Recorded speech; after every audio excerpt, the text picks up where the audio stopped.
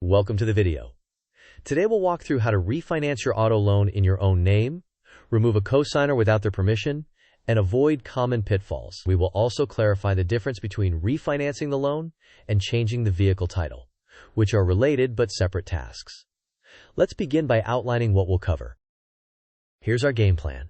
First, we will define how refinancing removes a cosigner by creating a brand new loan in your name. Next, we will look at qualification criteria, including credit scores, income, and debt-to-income ratio. Then we'll go step by step through the refinance process. After that, we'll clarify the crucial difference between refinancing the loan and changing the vehicle title. We'll close out with costs, timeline expectations, and common pitfalls, then test your knowledge with a couple of quick quizzes. Now, let's dive into the mechanism. Refinancing replaces the original auto loan with a new loan in your name only, or jointly with a new co-borrower such as a spouse. The new lender pays off the old loan in full, and the original contract is terminated. As a result, the prior cosigner's financial responsibility ends with the old loan's closure. Because this is a completely new transaction, the original cosigner does not need to be present and does not have to grant permission. However, if that cosigner is also listed on the vehicle's title, you may need to handle a separate administrative title update with your state's motor vehicle department after the loan is paid off. With that mechanism in mind, let's move on to what lenders look for when deciding whether to approve you. Lenders weigh your current credit, verified income, and debt-to-income ratio heavily. Generally, scores in the high 600s to 700s can unlock competitive refinance offers, though exact thresholds vary by lender. To calculate DTI, divide total monthly debt obligations, such as your future proposed auto payment, credit cards, student loans, and personal loans, by your gross monthly income. Multiply by 100 to get a percent. Many lenders prefer a DTI under roughly 40 to 45%, but policies vary. You will be asked to verify income using recent pay stubs, W-2s, or tax returns, and bank statements if you are self-employed. It's wise to compare offers from multiple lenders, including credit unions. If you apply with different lenders within a short window, most credit scoring models treat those inquiries as one event for scoring purposes. Now that you know what matters, let's visualize how your budget might look.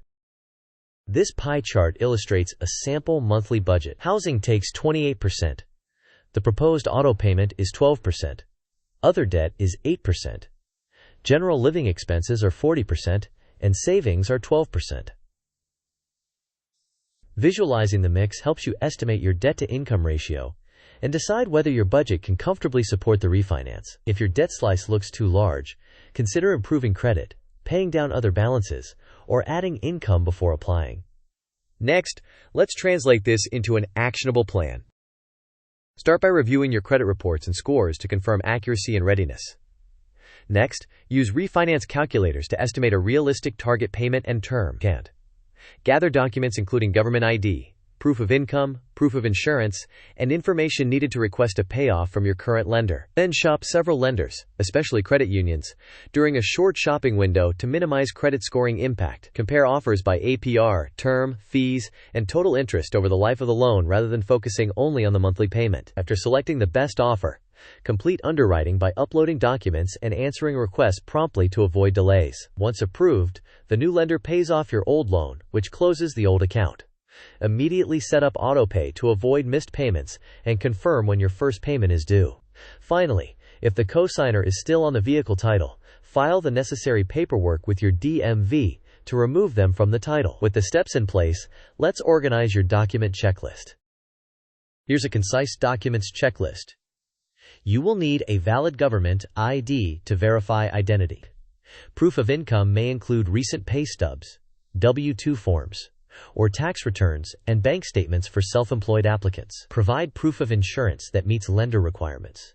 Have current loan details and a recent payoff letter, typically a 10-day payoff, to ensure accurate closure. Be prepared for residence and employer verification with a lease or utility bill and an HR contact. Finally, confirm vehicle information such as VIN and mileage for underwriting and title work. With documents ready, it's critical to understand how refinancing differs from title changes.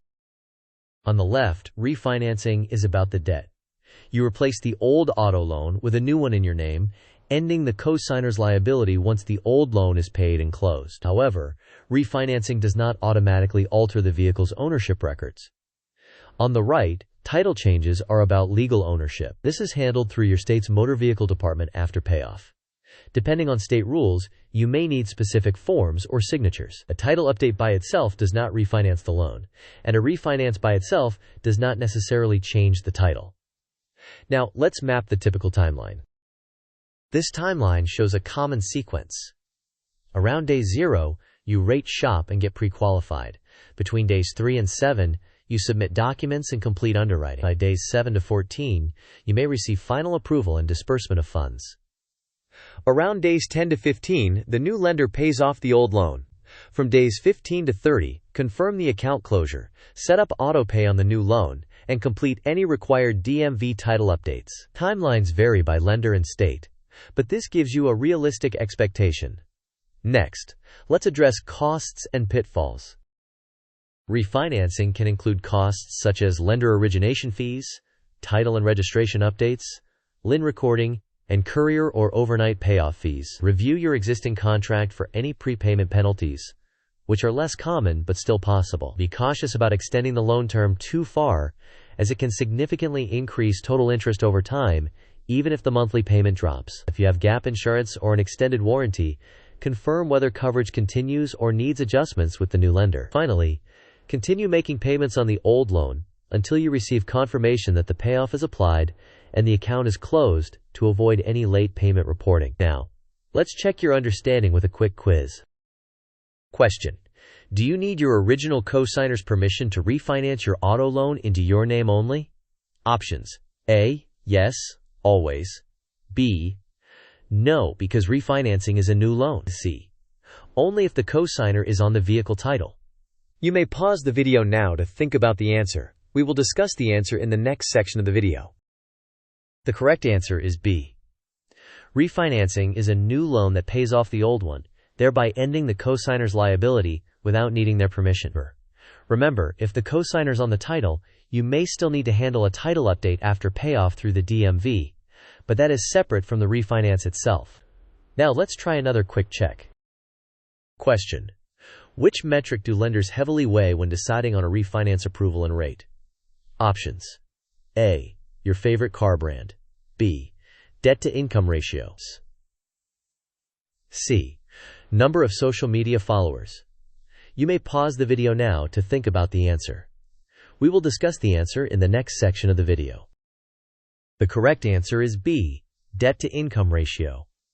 Along with credit score and verified income, DTI is central to lender underwriting and pricing. Maintaining a lower DTI generally improves your approval odds and the rates offered. With that confirmed, let's wrap up pro tips to maximize your outcome. To improve your refinance outcome, pre-qualify with multiple lenders and credit unions in a tight window. Choose the shortest term that remains affordable to reduce total interest. Set up auto pay immediately, and consider bi-weekly payments to modestly decrease interest costs. If you are denied, focus on improving credit and lowering your DTI. Then reapply in roughly 2 to 3 months. Finally, after payoff, verify the exact forms and fees needed for your title update with your state's DMV. Before we conclude, let's include an important disclaimer. This content is for educational purposes only and is not financial, legal, or tax advice. Policies, fees, and requirements vary by lender and by state. Always read your contracts carefully and confirm details with your lender and your state's motor vehicle department before proceeding. With that context, let's summarize the key takeaways. To recap, refinancing replaces your old auto loan with a new one in your name, ending the co-signer's liability. You do not need the co-signer's permission to refinance. If the co-signer's on the title, remember to complete a separate DMV process to update ownership after payoff. Lenders primarily consider your credit, verified income, and debt-to-income ratio. Shop multiple lenders, weigh fees and term length, and choose based on total cost rather than just the monthly payment. Finally, keep making payments until the payoff is confirmed and set up auto pay right away on the new loan. Now, here's a quick thank you and a request to help the channel grow. Thanks for watching. If this walkthrough helped you map your solo refinance, please like the video, share it with a friend who still has a co-signer, and subscribe for more plain English finance guides. Drop your questions or your refinance success story in the comments. What rate did you land, and what tips would you add? See you in the next one.